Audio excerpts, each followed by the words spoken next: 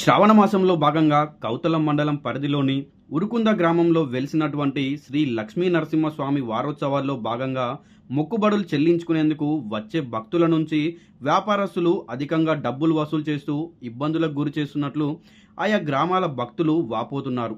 స్వామివారిని దర్శించుకునేందుకు మహారాష్ట్ర, తెలంగాణ, కర్ణాటక, ఆంధ్ర తదితర ప్రాంతాల నుంచి వేల సంఖ్యలో వాహనాల ద్వారా ఉరుకుంద గ్రామానికి భక్తులు చేరుకుంటున్నారు.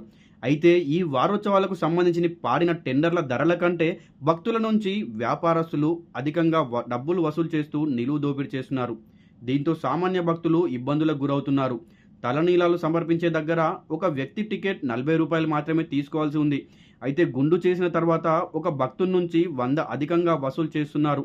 అలాగే టెంకాయల దగ్గర నుంచి ప్రతి వస్తువు నిర్ణీత ధర కంటే అధికంగా వ్యాపారస్తులు వసూలు చేస్తున్నారు. సంబంధిత అధికారులు మాత్రం చూసి చూడనట్టు వ్యవహరించడం గమనార్హం.